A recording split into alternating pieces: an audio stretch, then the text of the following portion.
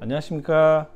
뷰티렐라 TV의 은하수 아빠 조원장입니다. 오늘은 제 지인의 에피소드를 하나 말씀을 드리려고 합니다. 제 지인분이 동네에 유명한 프랜차이즈 병원을 열심히 다니고 있었는데 10번 정도 제모를 했는데 제모가 좀 잘 안 되는 것 같아서 어떻게 했으면 좋겠느냐, 제가 보니까 좀 덜 됐긴 덜 됐더라고요. 그러면 우리 병원에 와서 내가 좀 더 해주겠다. 그래서 왜 10번이나 했는데 제모가 덜 됐을까 고민을 해보니까 이유를 알겠더라고요.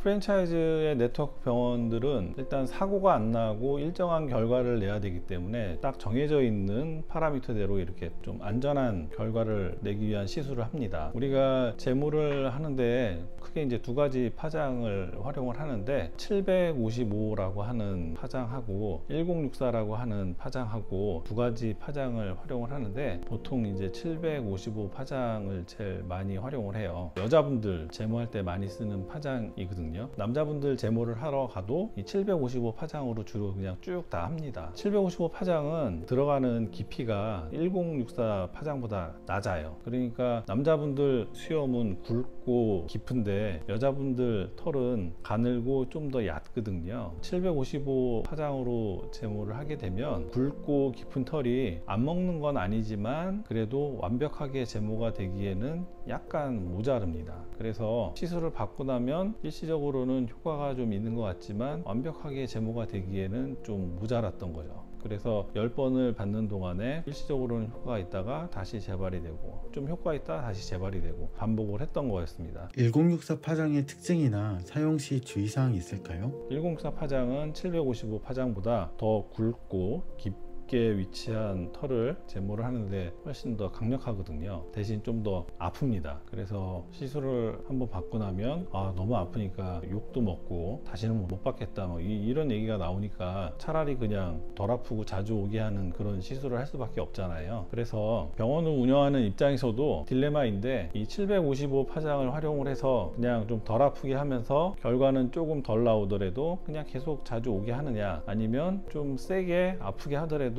확실한 결과를 내게 할 것이냐, 이 두 가지에서 어떤 시술할 것인지 고민하는 순간이 있습니다. 저는 이제 그 단계는 지나갔죠. 그걸 이제 해결하는 방법이 있으니까. 그래서 그 지인을 기존에 했던 파장 말고 남자 수염에 더 효과적인 깊이 들어가는 1064 파장을 활용을 해서 세게 제모를 한 번을 딱 하고 한 1주, 2주 그 정도 이따 피드백 연락을 해봤더니 반응이 전에 했던 거랑 결과가 너무 다르다. 한 3번만 해도 영구 제모가 될 것 같다. 너무 만족스럽다. 이런 피드백을 받았습니다. 그래서 적어도 남자 수염 제모는 755 파장보다는 1064 파장으로 제대로 제모를 해야 효과적이고 만족도가 좋다. 혹시 통증을 해결하는 방법이 있을까요? 그런데 이게 너무나 아프다고 그랬잖아요. 그래서 시술 받는 사람도 다시 받기 싫고 시술하는 사람도 이 고통을 환자분들에게 느끼게 하기가 너무 싫기 때문에 그걸 어떻게 해결해야 될 것인가.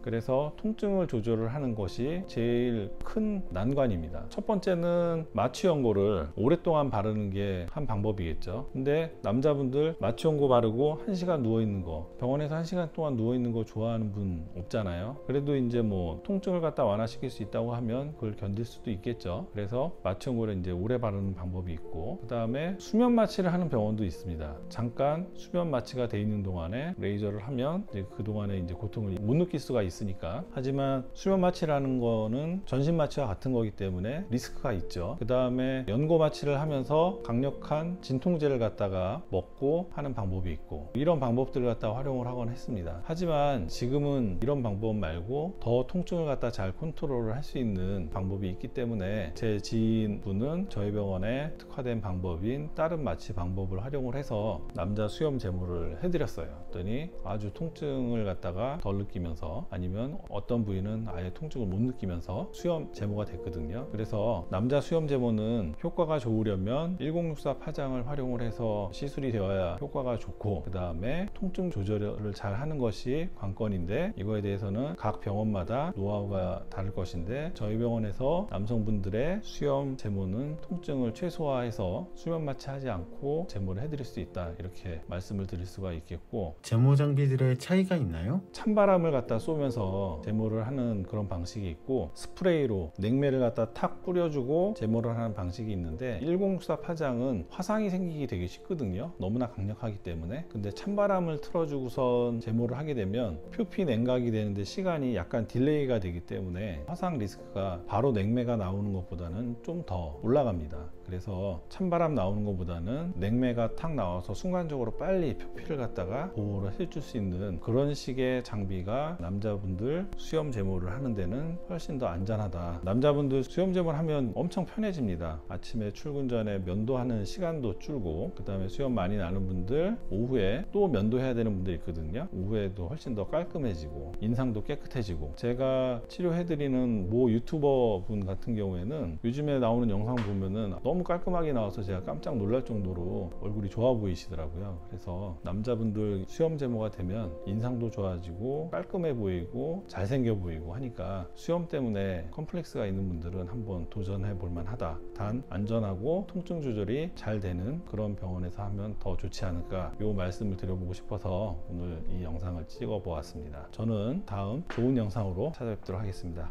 경청해 주셔서 감사합니다. 하나, 둘, 셋.